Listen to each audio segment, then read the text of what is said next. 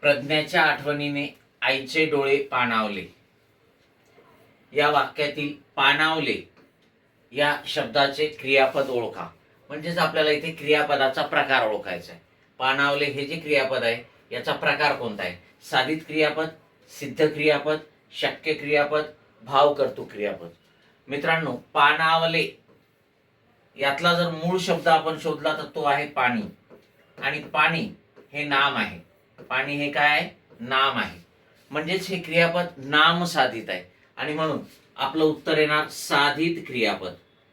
जी क्रियापद धातू व्यतिरिक्त इतर शब्दाच्या जातींना, जसं नाम असेल, विशेषण असेल, अव्यय असेल, क्रियापद असेल, यांना प्रत्यय लागून तयार होतात, ते त्यांना काय म्हणतात? साधित क्रियापद.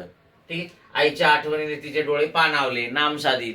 तो व्यवसायात स्थिरावला, स्थिर हे विशेषण आहे, विशेषण साधित. ठीक आहे. उपचाराअभावी रोग्याची तब्येत खालावली म्हणजे खाली गेली, खाली अव्यय आहे.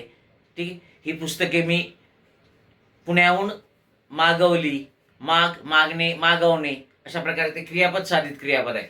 मग जी क्रियापद धातू व्यतिरिक्त इतर शब्दाच्या जातीपासून बनलेली असतात त्यांना साधित क्रियापद म्हणतात. आणि ही साधित क्रियापद जी आहे याला तुम्ही डिटेलमध्ये नाम साधित पण म्हणू शकता, कारण पाणावले, पाणी या नामापासून ते तयार झालेलं आहे. Okay, yes.